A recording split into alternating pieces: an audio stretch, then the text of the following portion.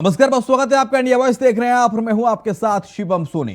दिल्ली नगर निगम चुनाव में वार्ड संख्या 121 द्वारिका ए से बीजेपी प्रत्याशी रामनिवास गहलोत के समर्थन में मुख्यमंत्री पुष्कर सिंह धामी ने ककरोला मार्केट रोड शावला से जेजे कॉलोनी सेक्टर 3 द्वारका तक रोड शो किया। प्रत्याशी को 4 दिसंबर को होने वाले चुनाव में भारी मतों से विजयी बनाने की अपील भी जनता से मुख्यमंत्री पुष्कर सिंह धामी ने की।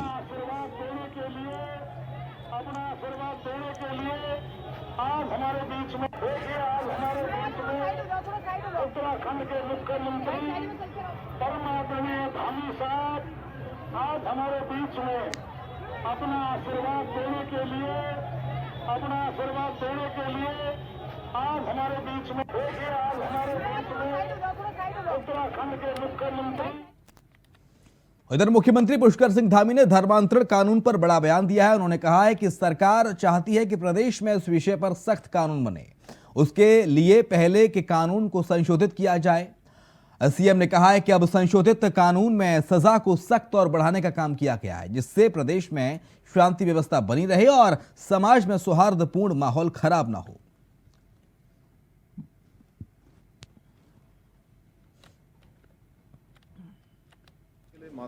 बहुत पहले से चूंकि धर्मांतरण आज हमारे यहाँ पर एक घुन की तरह लग गया है और बहुत सारे ऐसे क्षेत्र हैं जहाँ पता ही नहीं लगता है कि किस प्रकार से तमाम प्रकार के हथकंडे अपनाकर धर्मांतरण करवाया जाता है, मतांतरण करवाया जाता है। ये हमारे लिए बहुत ही घातक है। इसलिए हमने निर्णय लिया था, हमारी मंत्रिमंडल की बैठक में हमने तय किया था कि हम इस बार इसके लिए एक सख्त कानून बनाएंगे और जिसमें एक कड़ी सज़ा जो 10 वर्ष की हो और कड़े प्रावधान हो, जिससे कि कोई भी इस प्रकार का कृत्य न कर पाए। बहुत पहले से चूंकि धर्मांतरण आज हमारे उत्तराखंड विधानसभा का दूसरा दिन भी विपक्ष के आक्रामक तेवरों के नाम रहा, जिसमें विपक्ष के सवालों का जवाब देते हुए संसदीय कार्य मंत्री ने ऐलान किया कि सरकार का अगला बजट सत्र गैरसैंण स्थित भैराड़ीसैंण में होगा। सत्र के दूसरे दिन सरकार ने सदन में अनुपूरक बजट समेत 7 विधेयक पुनर्स्थापित किए। ये रिपोर्ट देखिए।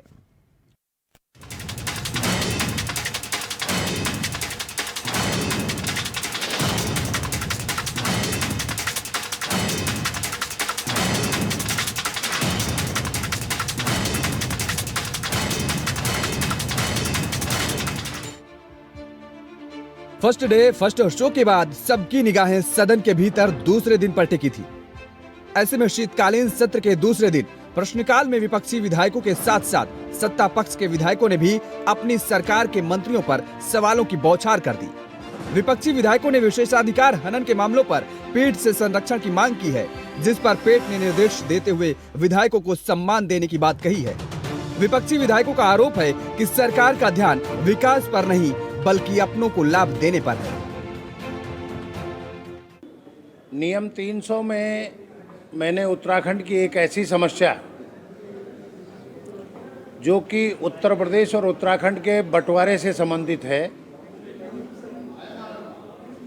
टिहरी बांध का 25% जो प्रॉफिट का हिस्सा है वो उत्तर प्रदेश को जाता है और ये धनराशि करोड़ों से भी ऊपर है। इस प्रदेश में अक्सर मान्य मंत्रीगणों के जवाब आते हैं कि राज्य की वित्तीय स्थिति को देखते हुए सवालों को टाला जाता है। इसलिए मैंने सरकार से नियम 300 में चर्चा की मांग की है कि टिहरी बांध का 25% हिस्सा उत्तर प्रदेश को क्यों जाता है, जबकि ये पूरा बांध टिहरी जनपद में स्थित है, उत्तर प्रदेश में इसका कुछ नहीं है। और बंटवारे के हिसाब से अगर बंटवारा गलत हुआ है तो इसको तत्काल ठीक किया जाना चाहिए और ये धनराशि उत्तराखंड को मिलनी चाहिए। ये मांग मैंने सरकार से की है। वहीं दूसरी तरफ सरकार के द्वारा सदन में आज महिला आरक्षण आंदोलनकारियों को आरक्षण का लाभ देने वाले विधेयक पास करने पर जोर रहा। सीएम धामी ने कहा कि राज्य में धर्मांतरण कानून वाले संशोधित विधेयक को भी पास किया जाएगा। धर्मांतरण आज हमारे यहाँ पर एक घुन की तरह लग गया है और बहुत सारे ऐसे क्षेत्र हैं जहाँ पता ही नहीं लगता है कि किस प्रकार से तमाम प्रकार के हथकंडे अपनाकर धर्मांतरण करवाया जाता है, मतांतरण करवाया जाता है। ये हमारे लिए बहुत ही घातक है। इसलिए हमने निर्णय लिया था, हमारी मंत्रिमंडल की बैठक में हमने तय किया था कि हम इस बार इसके लिए एक सख्त कानून बनाएंगे और जिसमें एक कड़ी सज़ा जो 10 वर्ष की हो और कड़े प्रावधान हो। उत्तराखंड विधानसभा का शीतकालीन सत्र राज्य के लिए मील का पत्थर साबित होने का जिक्र किया जा रहा है। राज्य में धर्मांतरण कानून को सख्त बनाने का जिक्र हो या फिर अनुपूरक बजट के जरिए सरकार विकास की रफ्तार बढ़ाने पर जोर। खैर, जो भी इस बार के सत्र में संग्राम कम और काम ज्यादा के फार्मूले पर विपक्ष और सत्ता दोनों एक साथ दिखाई दे रहे हैं। देहरादून से इंडिया वॉइस के लिए अभय कैंतुरा की रिपोर्ट। कांग्रेस के चक्राता विधायक प्रीतम सिंह ने मीडिया से मुखातिब होते हुए कहा कि सदन शुरू होते ही कांग्रेस ने कई सवाल सदन में रखे हैं, जिसमें कानून व्यवस्था का सवाल सबसे मुख्य था। उन्होंने कहा कि कानून व्यवस्था पूरे प्रदेश में चरमरा गई है और सरकार ने कानून व्यवस्था पर जो जवाब दिया उससे विपक्ष के साथ साथ प्रदेश की जनता भी असंतुष्ट है। उन्होंने आगे कहा कि यूके SSSC समेत कई मामले पटल पर कांग्रेस रखेगी।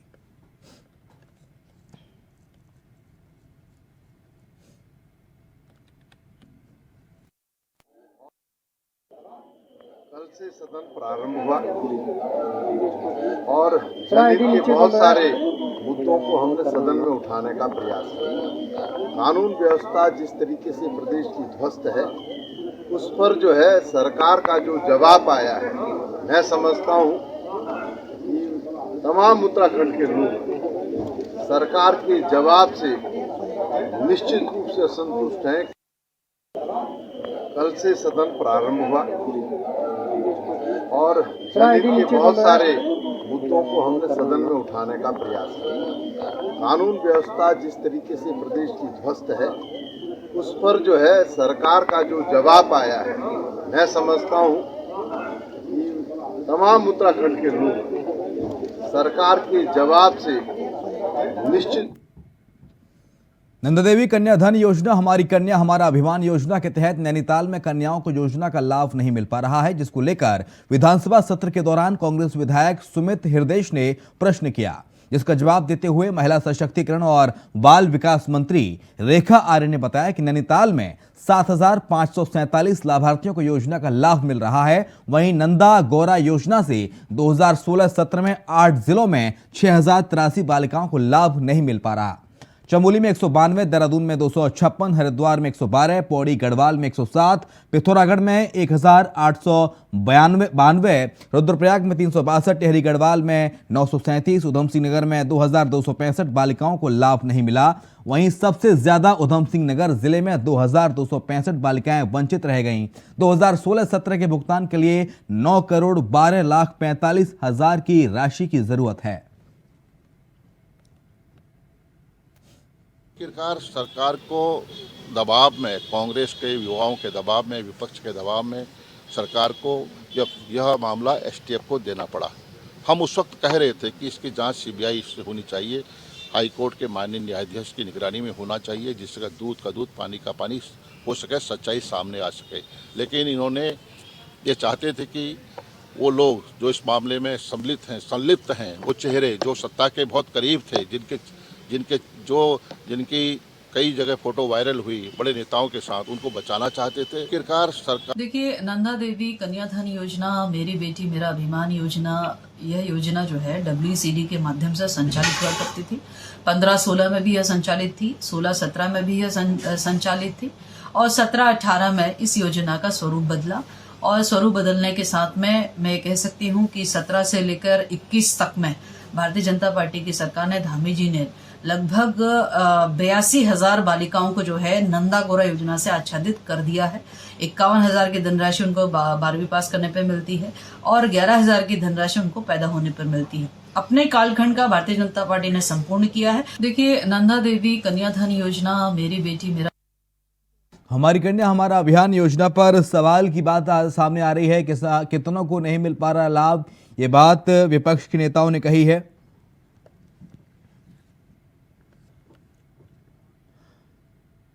उधर विधानसभा सत्र के दूसरे दिन नियम 300 के तहत विधायक विक्रम सिंह नेगी ने टिहरी बांध से विद्युत उत्पादन पर 25% हिस्सेदारी का सदन में मामला उठाया है।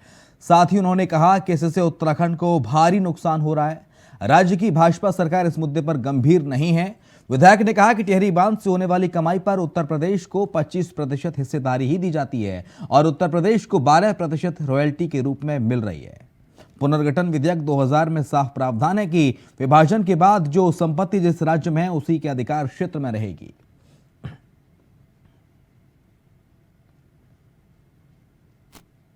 इस प्रदेश में अक्सर मान्य मंत्रीगणों के जवाब आते हैं कि राज्य की वित्तीय स्थिति को देखते हुए सवालों को टाला जाता है।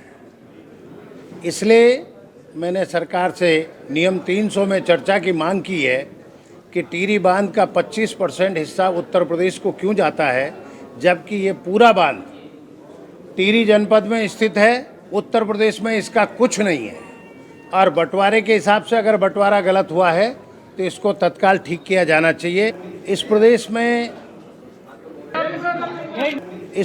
में अक्सर मान्य मंत्री उत्तराखंड में विधायक निधि से जीएसटी खत्म करने की मांग को लेकर विधानसभा में सत्ता और विपक्ष के विधायकों ने एकजुट होकर आवाज बुलंद की। विधायक निधि से जीएसटी को खत्म करने का अनुरोध करने के लिए विधायकों ने सीएम धामी से मुलाकात की और मुख्यमंत्री से इस पर जल्द से जल्द निर्णय लेने का आग्रह किया। वहीं इस दौरान वित्त मंत्री प्रेमचंद्र अग्रवाल ने कहा कि इस पर विचार किया जाएगा कि जीएसटी समाप्ति की जाए या फिर विधायक निधि को बढ़ाया जाए। बता दें कि प्रदेश में सभी 70 विधायकों को विधायक निधि के तौर पर 3 करोड़ 75 लाख रुपए मिलते हैं। वहीं इस रकम पर 18% जीएसटी लगता है।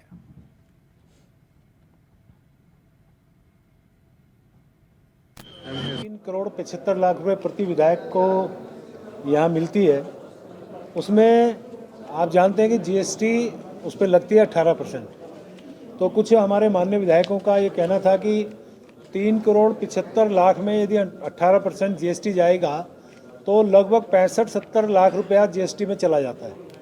तो हमारे माननीय विधायकों की मांग ये थी कि ये जीएसटी समाप्त किया जाना चाहिए ताकि 3 करोड़ 75 लाख रुपए पूरा उपयोग माननीय विधायकगण कर सकें। माननीय मुख्यमंत्री जी के सामने ये विषय आया है, बहुत गंभीरता से सरकार इसमें विचार कर रही है। माननीय मुख्यमंत्री जी ने आश्वस्त किया है कि उस पहलू पे भी विचार करेंगे, क्या उसे जीएसटी समाप्त कर सकते हैं क्या। देखिए, एक तो जो विधायक निधि है वो जीएसटी के दायरे में है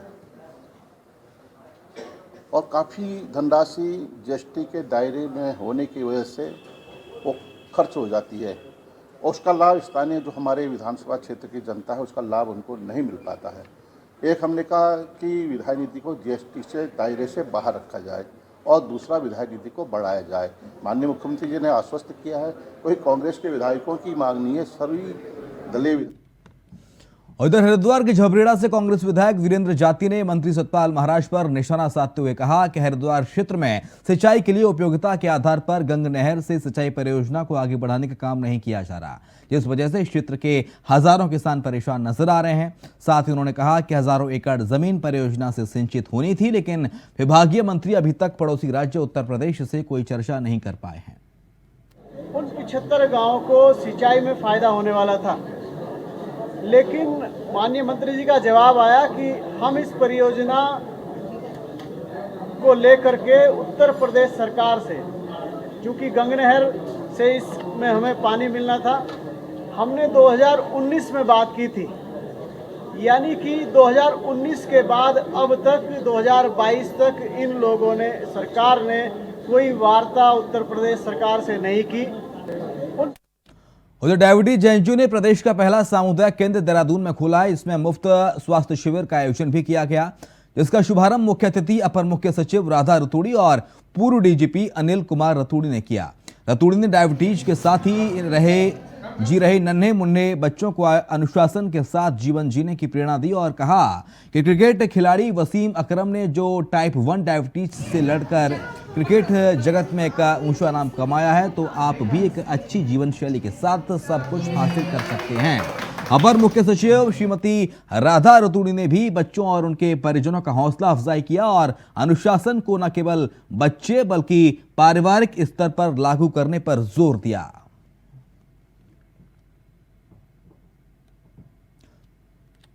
उत्तराखंड लेखपाल संघ के प्रदेश चुनाव के मद्देनजर प्रदेश अध्यक्ष के पद के प्रत्याशी ताराचंद्र घेल्डियाल ने 7 कार्यों में गारंटी के साथ करने के साथ ही अपना दून मैनिफेस्टो जारी किया है। उत्तराखंड लेखपाल संघ का 5वां अधिवेशन 2 और 3 दिसंबर को देहरादून में होने जा रहा है, जिसमें प्रदेश अध्यक्ष के प्रत्याशी ताराचंद्र घेल्डियाल ने प्रेस कॉन्फ्रेंस करते हुए 7 गारंटियों के साथ अपना घोषणा पत्र जारी किया। उत्तराखंड लेखपाल संघ का 5वां महाधिवेशन जो कि 2 और 3 दिसंबर को देहरादून में प्रस्तावित है, तो इस चुनाव में मैं प्रदेश अध्यक्ष के पद का प्रत्याशी हूँ, ताराचंद्र घेल्डियाल। तो आज हमने दून मैनिफेस्टो 2022 जो कि हमारा गारंटी पत्र है और हम 7 गारंटियों के साथ अपने लेखपाल साथियों के बीच में हैं। तो उन गारंटियों में जो विशेष रूप से है कि हमारे 5 वर्ष की सेवा कर चुके लेखपालों को रैंकर परीक्षा उनके लिए आयोजित करवाना हमारा बहुत। इधर कुमाऊं कमिश्नर दीपक रावत हल्द्वानी के एक रहस्यमयी घर में पहुंचे, जो पिछले 1 महीने से दहशत के साए में जी रहा है। इस घर में एक के बाद एक विचित्र घटनाएं घट रही हैं। अखबारों और मीडिया में खबर सुनने के बाद कमिश्नर दीपक रावत भी इस रहस्यमयी घर में पहुंचे और घर के लोगों से पूरी जानकारी जुटाई। बता दें कि हल्द्वानी का एक परिवार इन दिनों दहशत के साए में जी रहा है। मामला शहर के तल्ला गोरखपुर निवासी उमेश पांडे का मकान का है और इन दिनों रहस्यमयी आग के लिए पहेली बना हुआ है। घर में बिजली के कनेक्शन कटने के बावजूद भी घर में जगह जगह बार बार आग लग रही है और ऐसे में परिवार पूरी रात नहीं सो पा रहा है। पूरे मामले में विद्युत विभाग और जिला प्रशासन इस रहस्यमयी लगने वाली आग की जांच में जुटा है। विचित्र तरीके से पहले तो कुछ इलेक्ट्रिसिटी के जो बोर्ड्स होते हैं उसमें ये जला। बाद में जब इलेक्ट्रिसिटी का कनेक्शन काट दिया गया, उसके बाद घर में जो रैंडम प्लास्टिक का सामान है, जैसे कि कुर्सी है या फिर कुछ कपड़े हैं, साड़ीज़ हैं या दराज के अंदर कोई कागज़ है, बड़ी रैंडम तरीके से चीज़ें जली हैं, जिसका अभी सीधे कहना कि क्या वजह है थोड़ा मुश्किल है। तो मैंने अभी जो फॉरेंसिक की टीम है उनको कहा है कि जो चीज़ें जली हैं उनके ये लोग सैंपल्स एक बार लैब में दिखवा लें कि अक्सर। भारत सरकार गंगा नदी को स्वच्छ करने के लिए लाखों करोड़ों रुपए खर्च करने की बात कर रही है। वहीं धर्मनगरी हरिद्वार में उत्तर प्रदेश सिंचाई विभाग के अधिकारी भारत सरकार की महत्वपूर्ण योजना पर पलीता लगाते नजर आ रहे हैं। उत्तर प्रदेश सिंचाई विभाग द्वारा हरिद्वार सती घाट गंगा नहर को बंद कर दिया गया है, जिस कारण वहां पर गंदगी का अंबार देखने को मिल रहा है। बीजेपी के पूर्व विधायक और वरिष्ठ नेता संजय गुप्ता अपने कार्यकर्ताओं के साथ मौके पर पहुंचे और सिंचाई विभाग के अधिकारियों को मौके पर लताड़ लगाई। सैकड़ों हमारे वरिष्ठ लोगों ने दिखाया गंगा जी में कितनी गंदगी का अंबार लगा हुआ है। मुझे बड़ा धक्का लगा। हमारी सरकार जो है गंगा की स्वच्छता, अविरलता, निर्मलता के लिए इतना कुछ कर रही है और ये स्थानीय ये एसडीओ एक्शन जो यूपी कैनाल के अंतर्गत आते हैं, उन्होंने गोलमोल जवाब दिया, लेकिन लोगों के आक्रोश को बढ़ता देख उन्होंने कहा कि कल बुधवार से 10 बजे से हम गंगा में सफाई का अभियान शुरू करेंगे। तो हमने अपना प्रावधान अब सब कुछ भेजते हैं वहाँ से, जैसे हमें निर्देश मिलते हैं, हम एक छोटे से वो है अधिकारी, उसके हिसाब से काम होता है। किस तरीके की गंदगी देखी है आपने, किस तरह का वो है यहाँ पर? दूसरा, इस वाले जो एस्केप को, इसका प्रावधान ही नहीं है बंद होने का, क्योंकि इससे मेन नहर कंट्रोल होती है। इसको बंद कर देंगे। इस समय हम 2-3 दिन कैसे चला रहे काम, बहुत ज्यादा तैयारी है। नहर में भी हो रहा है। क्या कारण है इसको आपको जो बंद करनी पड़ी? और यहाँ जो लोग गेल की पाइपलाइन को क्रॉस करना था, वो क्रॉस हो रही है, इस वजह से इसे बंद करना पड़ा। तो मैं